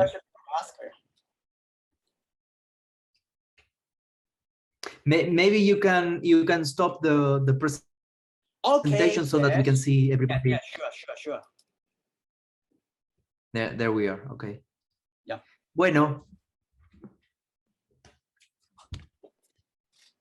Estamos abiertos para si quieren hacer alguna consulta, alguna pregunta para Donald. Ahí tiene preguntas.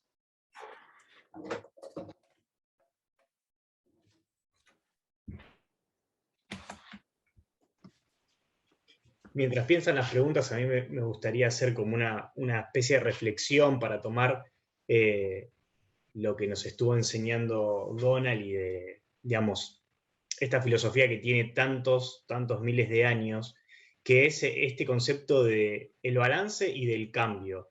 El balance para tomar en cuenta que no siempre nos va a salir todo bien y tampoco siempre va a estar todo mal, porque justamente las cosas van cambiando, no son rígidas, y esto conectándolo también con el coaching, tener conversaciones efectivas nos permite que tratar un tema que nos parece imposible de modificar o que no somos capaces de modificarlo, teniendo en la cabeza este balance y que nada es rígido, que todo fluye y cambia, eso también nos habilita a que nosotros confiemos en el proceso, nos habilita a pensar en no tengo hoy la respuesta, pero a través de un proceso interno voy a poder modificar el observador que soy hoy y voy a encontrar nuevas respuestas, nuevas soluciones y nuevas acciones, porque nada es permanente y todo fluye y todo cambia. Así que esa era la reflexión que yo quería hacer, tomando también esta filosofía que, bueno, por algo tiene tantos miles de años, perdón, y lo ha llevado a China también hoy en día a ser una potencia.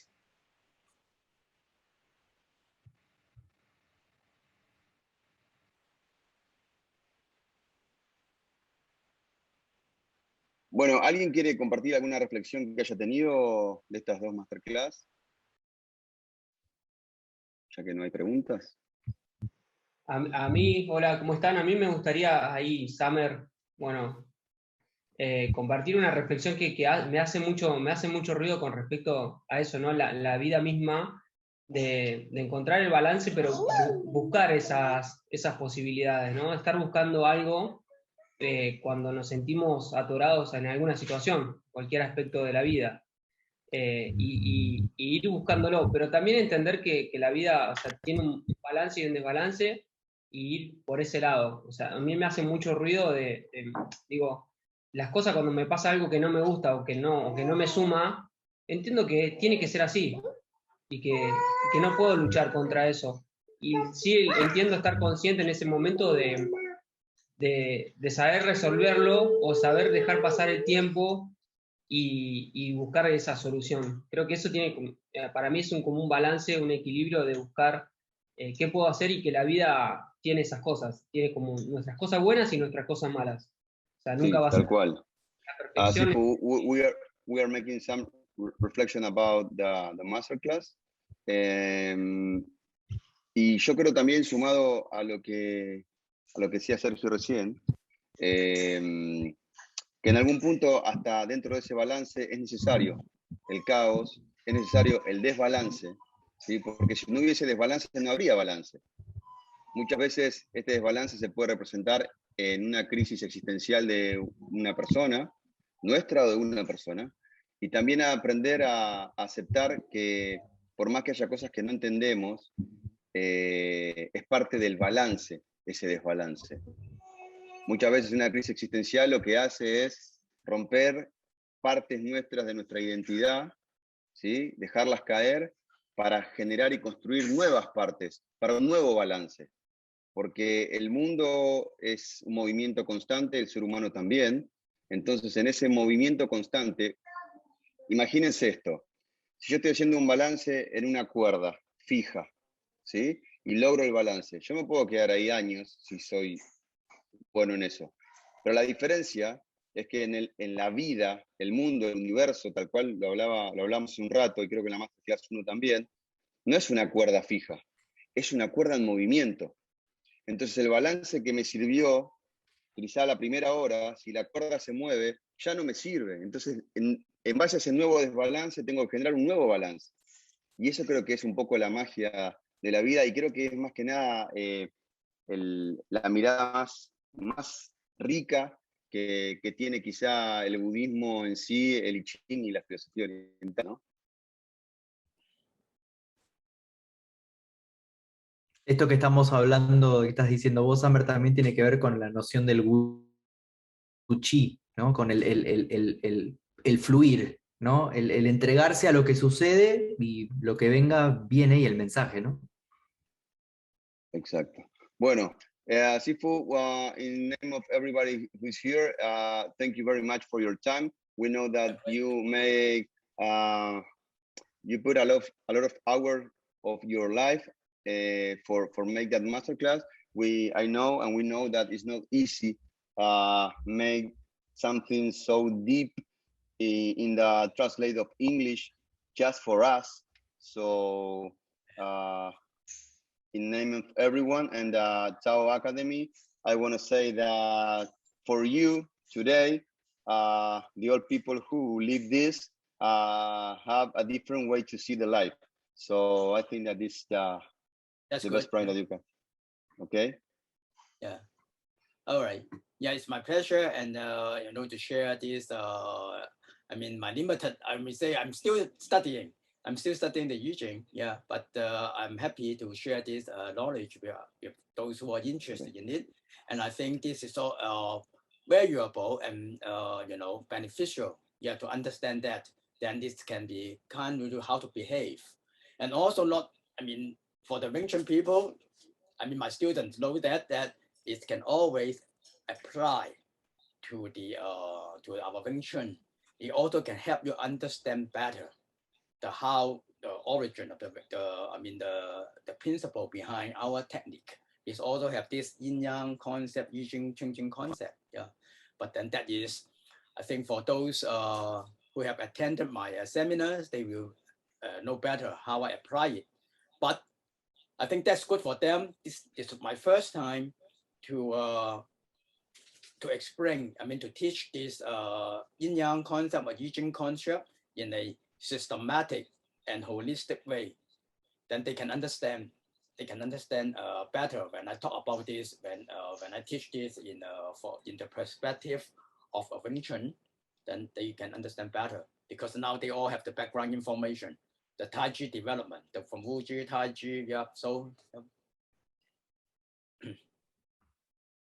Yeah. Seba, ¿querés En resumir? en pocas palabras, lo que dice Donald es que, bueno, que él está agradecido y que es algo que él todavía sigue estudiando y que seguirá estudiando, pero que bueno, el objetivo un poco de compartir esto es que nos empecemos a dar cuenta de los lineamientos generales para poder ir de alguna manera tomando lo que nos sirva para poder darle una mirada diferente e ir aplicándolo a las situaciones de la vida que nos pasan. Y creo que una de las cosas más importantes que nos deja estas dos masterclass y este nuevo conocimiento, una mirada diferente, es darnos el espacio a poder cuestionarnos, ¿no?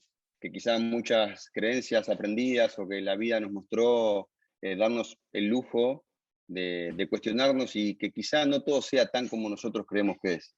Y una de las cosas que quiero recortar como importante es que recién el Sifu dijo, yo sigo estudiando. Y una de las frases que suena en nuestra academia y en nuestra formación es que en algún punto un coach, en alguna parte de su carrera y de su vida, se declara un eterno aprendiz. Y para eso se requiere humildad. Y acá tenemos un hombre de mucha humildad. Así que, ¿algo más para agregar, chicos? No. Agregar que nosotros vamos a seguir trabajando, ya estamos pensando en la próxima masterclass, también gratuita. Seguramente interactuemos con la gente que nos siga en Instagram. Ahí pongo el Instagram que nosotros tenemos, si no nos están siguiendo, para poder entre todos, toda la comunidad que tenemos en Instagram, pensar qué les gustaría que toquemos en la próxima masterclass. Seguramente la estemos haciendo nosotros, con los temas que realmente ustedes quieran también escuchar. Acá hicimos una propuesta, pero la próxima es pensarla entre todos. Así que nada, los invito a los que no nos sigan en Instagram para eso. Y va a ser dentro de este año, así que dentro de poquito ya van a tener noticias y todos los que participaron de esta van a estar invitados y les vamos a estar pasando el link cuando suceda.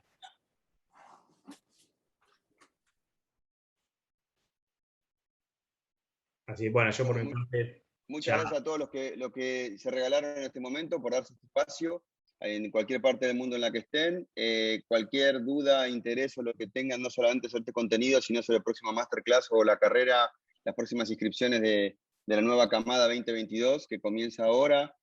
Las clases comienzan en febrero, son 3 cuatrimestres y toda la información sobre la carrera en detalle la pueden tener en nuestras redes o mandándonos un mail, un WhatsApp o la información que sea. La mejor manera de agradecerle simbólicamente al Sifu es que todos abramos nuestros micrófonos y le demos un fuerte aplauso, por favor.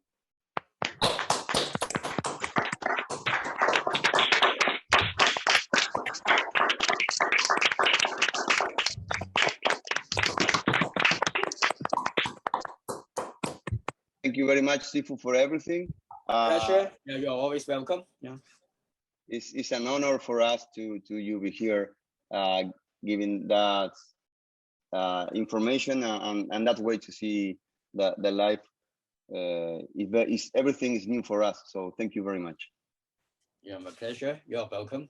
Otro aplauso, por favor, para Sebastián Ortiz, nuestro gran profesor de filosofía y ontología, que hizo un trabajo enorme de interpretación.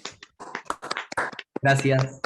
Y un último aplauso para todos ustedes, cada uno de ustedes en sus casas se regalaron esta hora, estas 2 horas de hoy y el otro día.